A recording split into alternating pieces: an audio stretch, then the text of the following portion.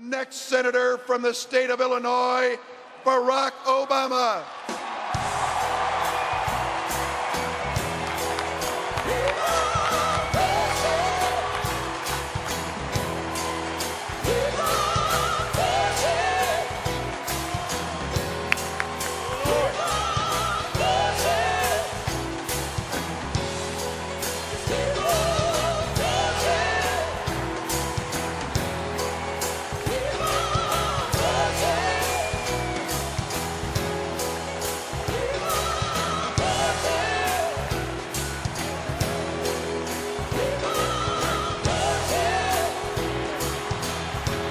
Thank you so much.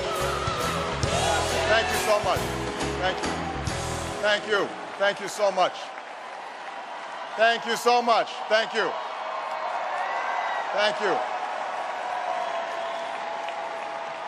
Thank you, Dick Durbin. You make us all proud.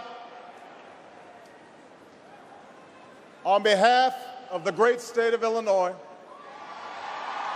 crossroads of a nation, land of Lincoln, let me express my deepest gratitude for the privilege of addressing this convention.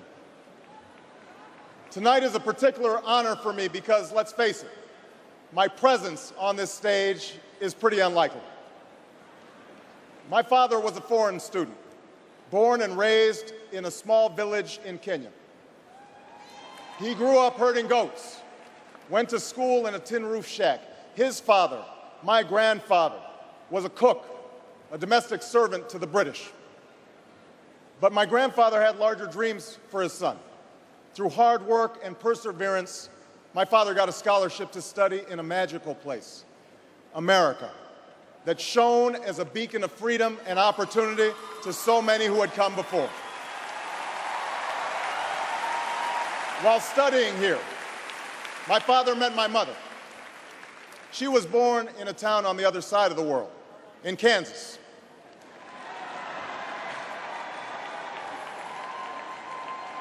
Her father worked on oil rigs and farms through most of the Depression. The day after Pearl Harbor, my grandfather signed up for duty, joined Patton's army, marched across Europe. Back home, my grandmother raised a baby and went to work on a bomber assembly line. After the war, they studied on the GI Bill, bought a house through FHA, and later moved west, all the way to Hawaii in search of opportunity. And they too had big dreams for their daughter.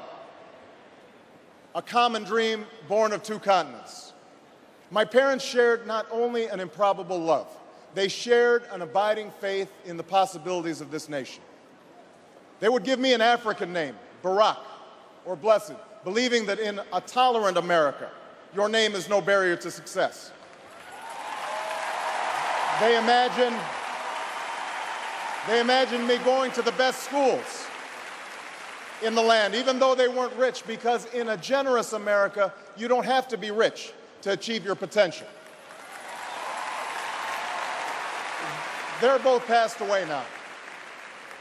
And yet I know that on this night, they look down on me with great pride. They stand here, and I stand here today, grateful for the diversity of my heritage, aware that my parents' dreams live on in my two precious daughters. I stand here knowing that my story is part of the larger American story, that I owe a debt to all of those who came before me, and that in no other country on earth is my story even possible.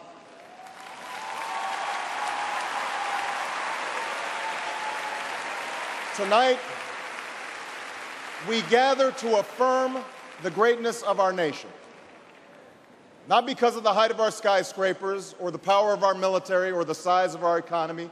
Our pride is based on a very simple premise, summed up in a declaration made over 200 years ago. We hold these truths to be self-evident, that all men are created equal, that they are endowed by their Creator with certain inalienable rights, that among these are life, liberty, and the pursuit of happiness. That is the true genius of America. A faith in simple dreams. an insistence on small miracles, that we can tuck in our children at night and know that they are fed and clothed and safe from harm, that we can say what we think, write what we think without hearing a sudden knock on the door, that we can have an idea and start our own business without paying a bribe, that we can participate in the political process without fear of retribution, and that our votes will be counted at least most of the time.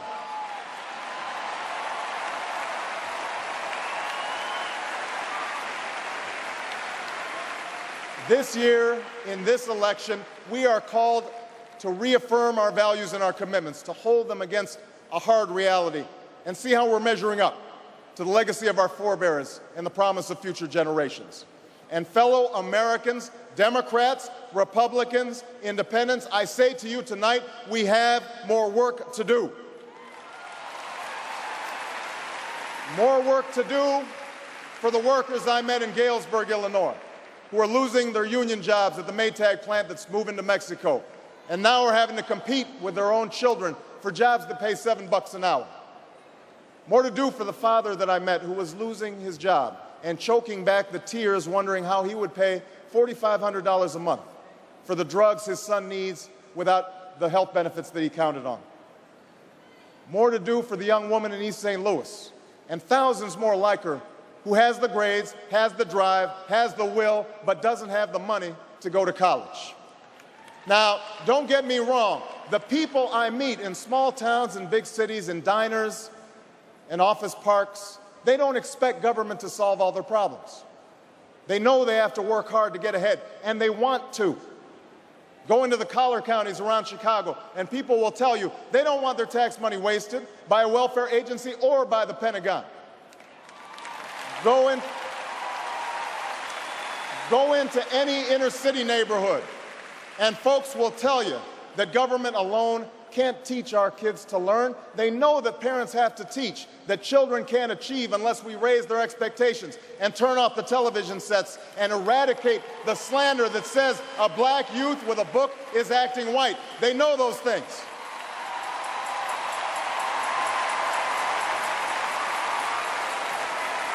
People don't expect government to solve all their problems, but they sense deep in their bones that with just a slight change in priorities, we can make sure that every child in America has a decent shot at life, and that the doors of opportunity remain open to all. They know we can do better, and they want that choice. In this election, we offer that choice. Our party has chosen a man to lead us who embodies the best this country has to offer, and that man is John Kerry.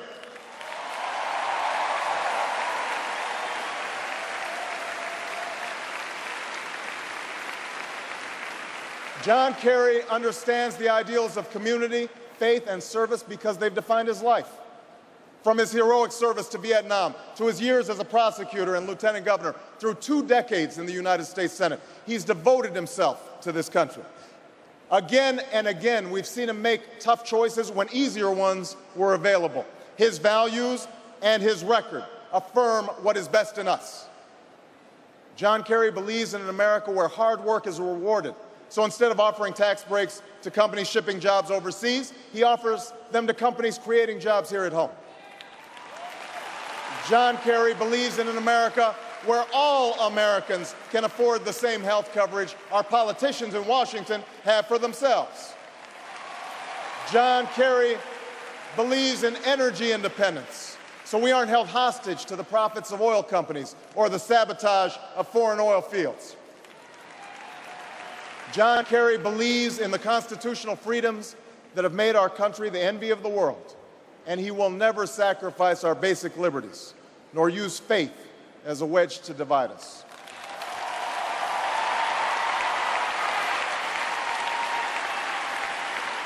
And John Kerry believes that in a dangerous world, war must be an option sometimes, but it should never be the first option. You know, a while back, I met a young man named Seamus in a VFW hall in East Moline, Illinois. He was a good-looking kid, 6'2", 6'3", clear-eyed with an easy smile. He told me he joined the Marines and was heading to Iraq the following week. And as I listened to him explain why he'd enlisted, the absolute faith he had in our country and its leaders, his devotion to duty and service, I thought, this young man was all that any of us might ever hope for in a child. But then I asked myself, are we serving Seamus as well as he's serving us? I thought of the 900 men and women, sons and daughters, husbands and wives, friends and neighbors who won't be returning to their own hometowns. I thought of the families I'd met who were struggling to get by without a loved one's full income, or whose loved ones had returned with a limb missing or nerves shattered, but still lacked long-term health benefits because they were reservists. When we send our young men and women into harm's way, we have a solemn obligation not to fudge the numbers or shade the truth about why they are going, to care for their families while they're gone, to tend to the soldiers upon their return, and to never, ever go to war without enough troops to win the war, secure the peace, and earn the respect of the world.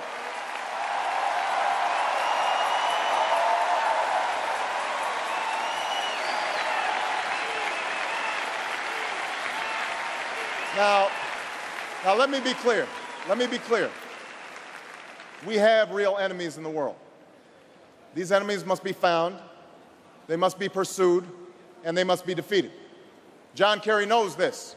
And just as Lieutenant Kerry did not hesitate to risk his life to protect the men who served with him in Vietnam, President Kerry will not hesitate one moment to use our military might to keep America safe and secure. John Kerry believes in America, and he knows that it's not enough for just some of us to prosper. For alongside our famous individualism, there's another ingredient in the American saga, a belief that we're all connected as one people. If there's a child on the south side of Chicago who can't read, that matters to me even if it's not my child. If there's a senior citizen somewhere who can't pay for their prescription drugs and having to choose between medicine and the rent, that makes my life poor even if it's not my grandparent. If there's an Arab American family being rounded up without benefit of an attorney or due process, that threatens my civil liberties.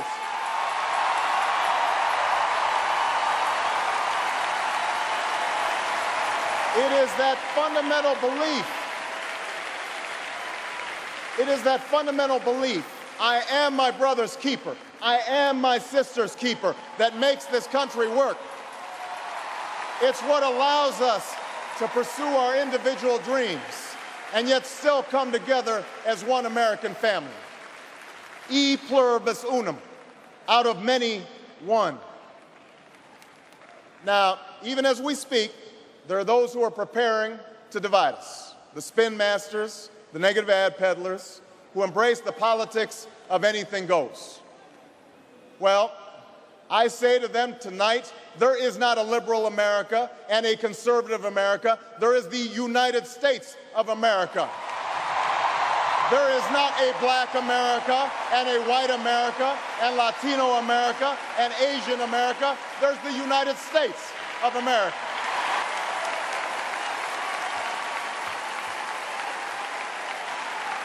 In the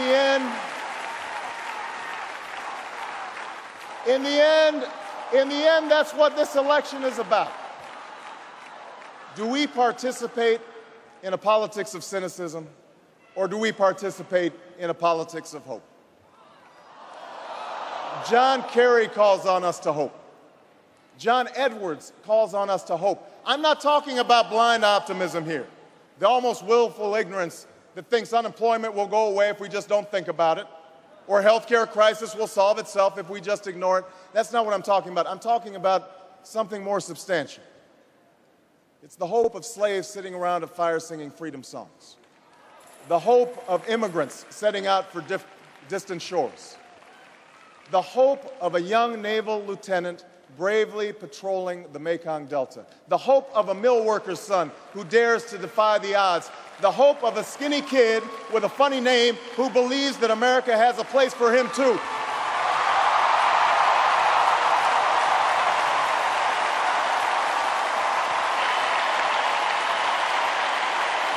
Hope. Hope in the face of difficulty. Hope in the face of uncertainty. The audacity of hope. In the end, that is God's greatest gift to us, the bedrock of this nation. A belief in things not seen. A belief that there are better days ahead. I believe that we can give our middle class relief and provide working families with a road to opportunity. I believe we can provide jobs to the jobless, homes to the homeless, and reclaim young people in cities across America from violence and despair. I believe that we have a righteous wind at our backs, and that as we stand on the crossroads of history, we can make the right choices and meet the challenges that face us. America, tonight, if you feel the same energy that I do, if you feel the same urgency that I do, if you feel the same passion that I do, if you feel the same hopefulness that I do, if we do what we must do, then I have no doubt that all across the country, from Florida to Oregon, from Washington to Maine, the people will rise up in November, and John Kerry will be sworn in as president, and John Edwards will be sworn in as vice president, and this country will reclaim its promise, and out of this long political darkness, a brighter day will come. Thank you very much, everybody. God bless you. Thank you.